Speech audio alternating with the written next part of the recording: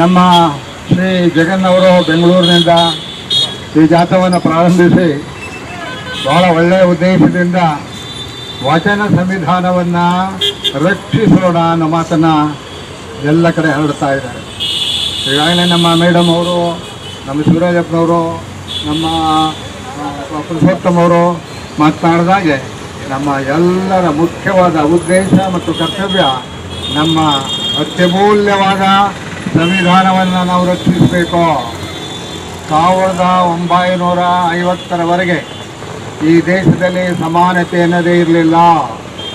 ಕಳೆದ ಸುಮಾರು 3-4 ವರ್ಷಗಳವರೆಗೆ ಈ ದೇಶದಲ್ಲಿ ಮೇಲು ಕೀಳು ಭಾಳ ಭಯಂಕರವಾಗಿತ್ತು. ಹೋಗುವ ಕೆಲಸ ಮಾಡಬೇಕು ಅಂದರೆ ನಾವು ನಮ್ಮ ಸಂವಿಧಾನವನ್ನು ಹೀಗೆ ಉಳಿಸ್ಕೊಳ್ಬೇಕು. ಅಲ್ಲೇ ಜಾತೀಯತೆ ಇಲ್ಲ, ಎಲ್ಲರೂ ಸಮಾನರು, ಇಲ್ಲಿ ಧರ್ಮ ನಿರಪೇಕ್ಷತೆ ಇದೆ, ಎಲ್ಲರೂ ಸುಖವಾಗಿ ನೆಮ್ಮದಿಯಿಂದ ಬದುಕಬೇಕು ಎನ್ನುವ ಒಂದು ಮಾತನ್ನು ಬರೆಯೋದು. ನನ್ನ ಮೈಸೂರಿನ ಬಂಧುಗಳೇ, ಈ ಒಂದು ಜಾಥಾ ಗಾಂಧಿ ಮೆಟ್ಟಿದ ನೆಲ ತಗಡೂರಿನಿಂದ ಪ್ರಾರಂಭವಾಗಿ ಚಾಮರಾಜನಗರದ ಲೋಕಸಭಾ ಕ್ಷೇತ್ರದ ಎಲ್ಲ ವ್ಯಾಪ್ತಿಯನ್ನು ಮುಗಿಸಿ ಇಂದು ಮೈಸೂರಿಗೆ ಬಂದು ತಲುಪಿದೆ. ಈ ಜಾಥಾ ಸಮಾನ ಮನಸ್ಕರರ ವೇದಿಕೆಯಿಂದ ಇಡೀ ಕರ್ನಾಟಕವನ್ನು ಸುತ್ತಿ ಬೀದರನ್ನು ತಲುಪತಕ್ಕಂತಹ ಒಂದು ಉದ್ದೇಶವನ್ನು ಹೊಂದಿದೆ. ಇದರ ಮುಖ್ಯ ಉದ್ದೇಶ ಮತದಾನ ಜಾಗೃತ ಉದ್ದೇಶ, ವಚನ ಸಂವಿಧಾನವನ್ನು ಉಳಿಸೋಣ, ಬಹುತ್ವ ಭಾರತವನ್ನು ಕಟ್ಟೋಣ. ಇದು ನಮ್ಮ ದೇಶದ ಒಂದು ಹೆಗ್ಗಳಿಕೆಯ ಗುರಿಯಾಗಬೇಕು. ದೀನ ದಲಿತರ ಹಾಗೂ ಕಾಯಕ ಯೋಗಿಗಳ ಜೀವನ ಒಂದು ರೀತಿಯ ಸಮೃದ್ಧಿಯಾದ ಬದುಕನ್ನು ಕಟ್ಟಿಕೊಡಬೇಕು. ಪ್ರಜಾತಾಂತ್ರಿಕ ವ್ಯವಸ್ಥೆಯಲ್ಲಿ ಇವತ್ತು ಏನಾಗಿದೆ, ರಾಜಕಾರಣಿಗಳು ಜನರ ಸಮಸ್ಯೆಗಳನ್ನು ಸ್ಪಂದಿಸದೆ ಅವರವರ ಹಣದ ದೊಂಬರಾಟಕ್ಕೆ ಬಲಿ ಮಾಡ್ಕೊಂಡಿದ್ದಾರೆ.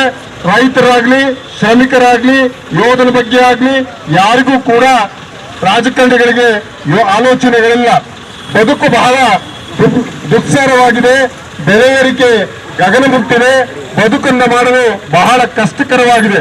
ಹಾಗಾಗಿ ನಾವು ನಮ್ಮ 12ನೇ ಶತಮಾನದ ಅಲ್ಲಮಾದಿ ಶರಣರು ಕಟ್ಟಿಕೊಟ್ಟಂತಹ ಅನುಭವ ಮಂಟಪದಲ್ಲಿ ಅತ್ಯಂತ ಕೆಳಮಟ್ಟದ, ಅಲ್ಲಿ ಯಾರು ರಾಜಕಾರಣಿಗಳಿಲ್ಲ, ಯಾರು ಪಂಡಿತರಿಲ್ಲ, ಯಾವ ಜಮೀನ್ದಾರಿಲ್ಲ, ಕಟ್ಟ ಕಡೆಯ ಸಮಾಜಕ್ಕೆ ಬೇಡವಾದಂತಹ ಎಲ್ಲ ವ್ಯಕ್ತಿಗಳು ಸೇರಿ ಅನುಭವ ಮಂಟಪವನ್ನು ಕಟ್ಟಿದ್ರು ಬಂಧುಗಳೇ.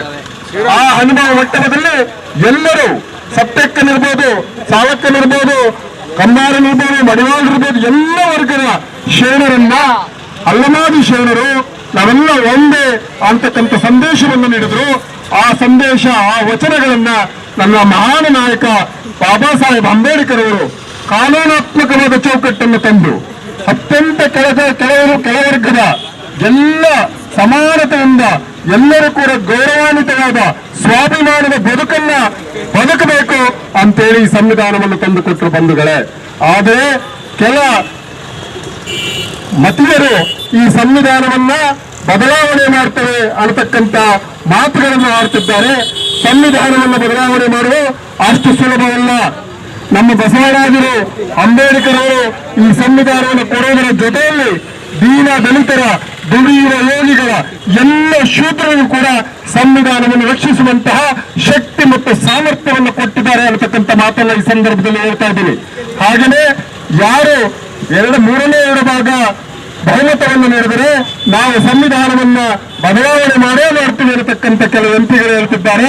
ಆದ್ರೆ ನಾವು ಹೇಳ್ತೇವೆ, ನೋಡಿ, ಯಾರ ಸಂವಿಧಾನವನ್ನು ಬದಲಾವಣೆ ಮಾಡಲಿಕ್ಕೆ ಕೈ ಹಾಕ್ತಿರೋ, ಆದ್ರೆ ನಮ್ಮ ಯಾವ ಶೂದ್ರರು, ಶರಣರು, ನಮ್ಮ ಎಲ್ಲರೂ ಕೂಡ ರಕ್ತದ ಹೋಕಳಿಯನ್ನು ಹರಿಸ್ತಕ್ಕಂಥ ಶಕ್ತಿಯನ್ನ ನಮ್ಮ ಅಂಬೇಡ್ಕರ್ ಅವರು, ಬಸವಣ್ಣನವರು, ಶರಣಾದಿ ಶರಣರು ಕೊಟ್ಟಿದ್ದಾರೆ. ನಿಮಗೆ ಯಾಕೆ ದುಡಿಯುವ ವರ್ಗದ ಮೇಲೆ ಇಷ್ಟೊಂದು ನಿಮಗೆ ಕಣ್ಣು? ಅವರು ಕೆಲಸ ಕಾರ್ಯಗಳನ್ನು ಗೌರ್ಮೆಂಟ್ ನಲ್ಲಿ ತಗೋಬೇಕು ಅಂತಂದ್ರೆ ಇವತ್ತು ಎಲ್ಲ ಉದ್ಯಮಗಳನ್ನ ಖಾಸಗೀಕರಣ ಮಾಡಿದ್ದೀರಿ. ಅವರು ಹೊಟ್ಟೆಗಾಗಿ ಬಟ್ಟೆಗಾಗಿ ಜೀವನ ಮಾಡ್ತಾ ಇದ್ದಾರೆ. ನಿಮ್ಮಾಗೆ ಅಂಬಾಸಡರ್ಗಳಲ್ಲ, ನಿಮ್ಮಾಗೆ ಉನ್ನತ ಉದ್ಯೋಗವಿಲ್ಲ, ಇಡೀ ಅಧಿಕಾರವನ್ನು ನಿಮ್ಮ ಕೈಯಲ್ಲಿ ಇಟ್ಕೊಂಡಿದ್ದೀರಿ. ಅದೇ 97% ಜನ ಎದ್ದು ನಿಂತರೆ ಈ ದೇಶವನ್ನ ಶ್ರಮಿಕರ ರೈತರ ಮತ್ತು ಈ ಯೋಧರ ದೇಶವನ್ನಾಗಿ ಮಾಡ್ತಾರೆ ಅಂತಕ್ಕಂಥ ಮಾತನ್ನ ಈ ಸಂದರ್ಭದಲ್ಲಿ ಹೇಳ್ತಾ ನನ್ನ 2 ಮಾತುಗಳನ್ನು ಮುಗಿಸ್ತೇನೆ. ಜೈ ಹಿಂದ್, ಜೈ ಬಸವ, ಜೈ ಅಂಬೇಡ್ಕರ್.